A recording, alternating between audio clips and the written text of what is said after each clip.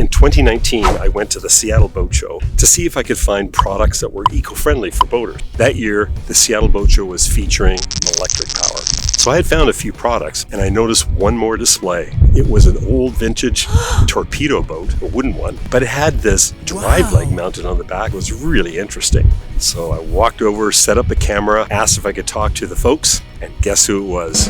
That's right, Pure WaterCraft. The same Pure WaterCraft that just a few weeks ago had General Motors acquired 25% ownership, and now they're developing a whole line of electric boats. So I went to the archive, dug out the 2019 interview. Let's see what they said in 2019 and how they're delivering today. Join me. Let's hop in the car, go to the Seattle Boat Show from Vancouver.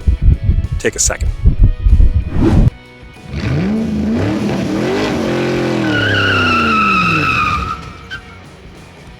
We are at the Seattle Boat Show with Pure WaterCraft, and I'm here with Annie and Ed, and we're going to be looking and talking about this very exciting product that's come on the market. So let's get into it.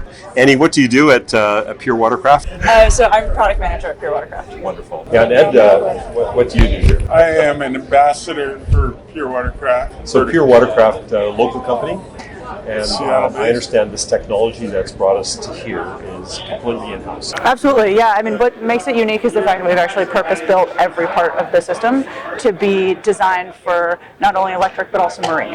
So every single part that could be is made to be as efficient as possible, with the idea of just pulling all of the unnecessary weight out of the system. Because with electric propulsion, you're always kind of battling the weight of the batteries and the weight of the system. You don't want to spend too much of that power pushing your system. You want to have the power pushing the whole boat and everyone on it. We're competing with the conventional gas motor.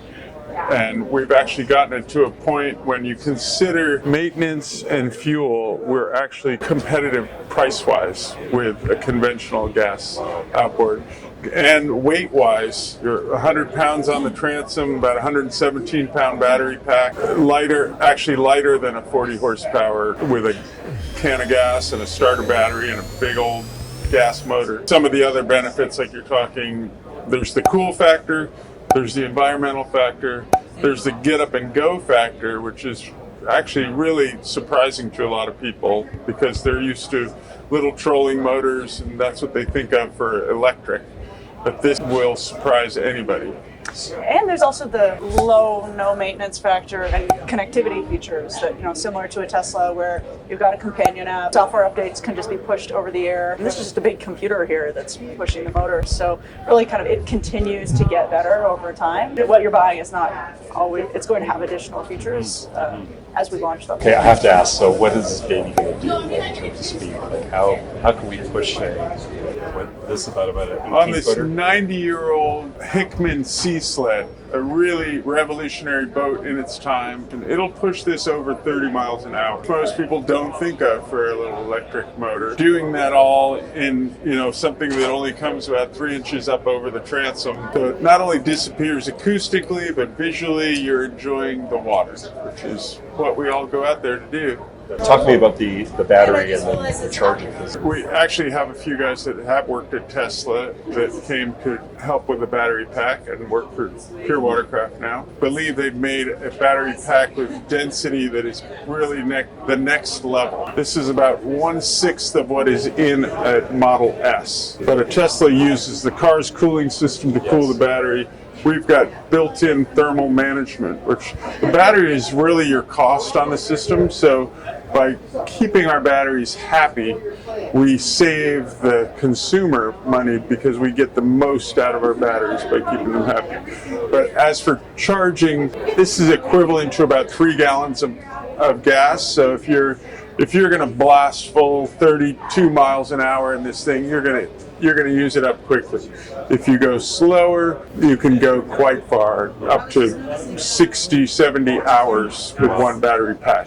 That's going 3 miles an hour, going real slow. We can charge on a 110 or a 220. We've, as Annie mentioned, we've built the system from the ground up. Which also, just bring up one other point when she was saying that I see about the consumer benefits on that because we're not an integrator buying parts from here and there, and been so thoughtful throughout to make it as clean and contiguous of a system as you can get. And you can correct me on the details here, but we had bass fishermen, actually, a Bass Pro, use our system in a tournament. Which tournament was it? Southwest Bassmaster Classic. And he won.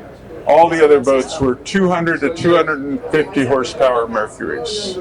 And his partner Derek's hands were shaking when he came in, and he said, "I've never pulled into a bass boil." So this affects the orcas and the sound. And the sound underwater is what the fish hear, which on a conventional is pumping exhaust into the water. It's like a jackhammer.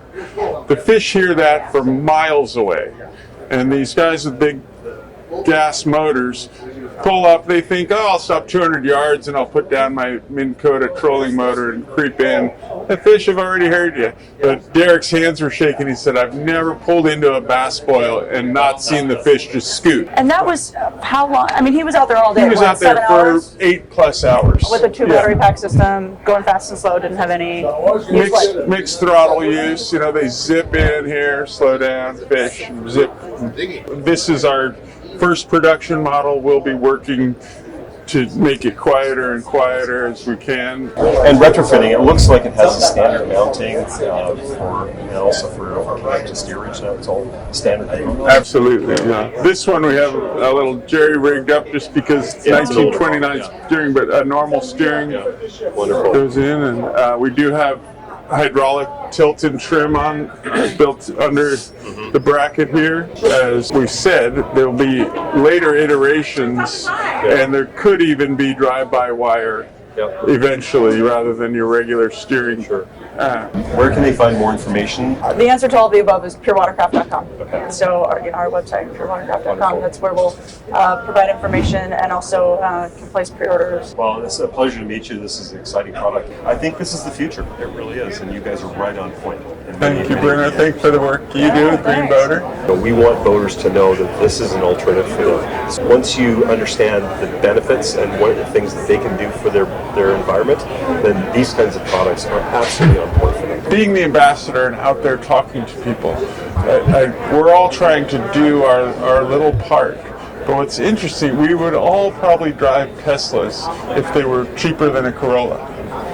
And the reason I think we can make, Pure WaterCraft can make a big difference, is this is competitively priced. If we're looking at a boat rental place or even a pleasure boater, if you're using this and you don't have the maintenance and the fuel costs and just the hassle, it's worth doing this. An amazing product. I urge you to check it out. Go to their website, and you will hear more from this company, I'm sure.